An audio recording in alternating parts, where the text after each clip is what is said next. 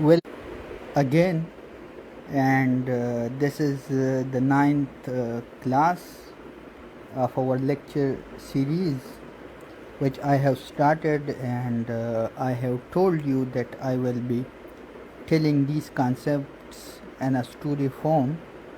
So, we will discuss, as I have mentioned in the topic, executive and judiciary.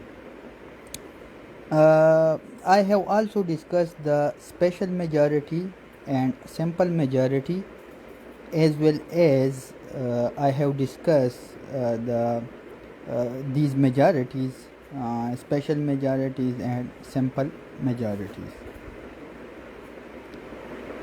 Uh, Now we will discuss an absolute majority as another term.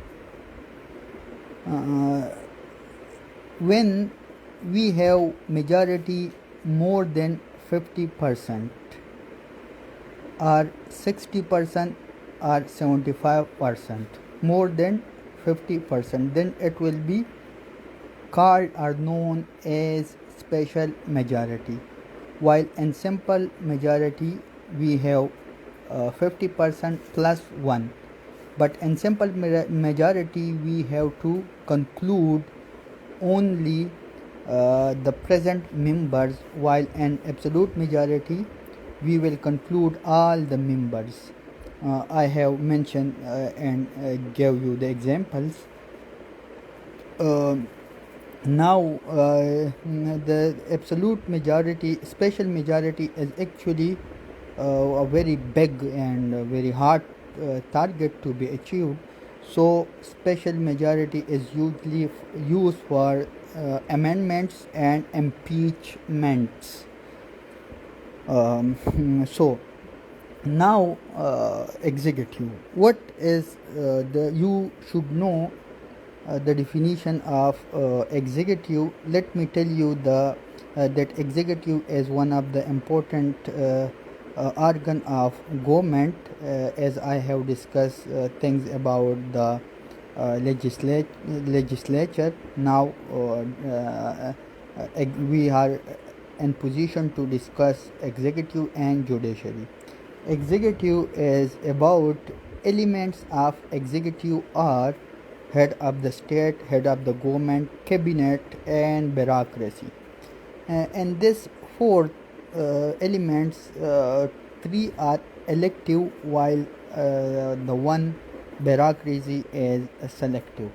Bureaucracy is selective, and head of the state, head of the government, and cabinet are elective. And it is actually a cumulative body, and we can conclude under the framework of, or under the frame of the executive, the head of the state, head of the government, and cabinet. What are the functions of executive? The functions of executive are it will help in implementation of laws, foreign policy, budgeting of bills, law making, appointments, and military. And if we focus on the dimensions of related with military, so military it will perform and help in two things.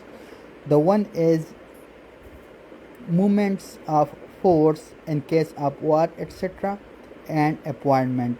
And we can have the example recently, and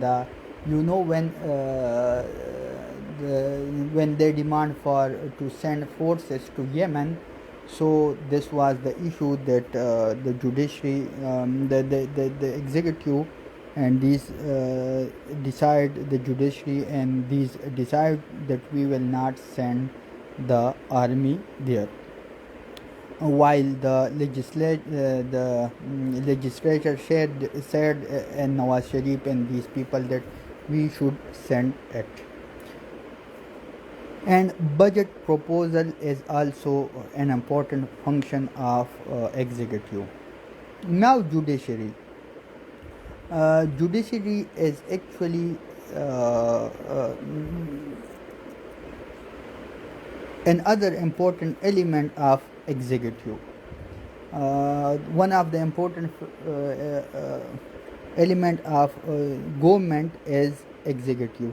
So in government we have three organs like executive, judiciary, and legislature. I have discussed legislature and then go for the executive, and then at the end I am now talking about the judiciary, and I will all conclude all the lectures at the end. Function of judiciary. So it will help in interpretation of law, judicial review, fundamental rights, like we have the rights of life and the freedom to live our lives, and like we have the rights, minorities right, like Christian and these people, that they should be treated equally and these things. So it will ensure fundamental rights, and it will also perform the advisory functions, and it will also help in the administrative. It will go parallel and hand with hand in the case of administration, and it will assess the administration. When you go for the services, then you will see the clear implementations. So this was all about from my side. Now let us conclude. In the first lecture I discussed things about the evolution of state, that how the state evolved, and what were the two basic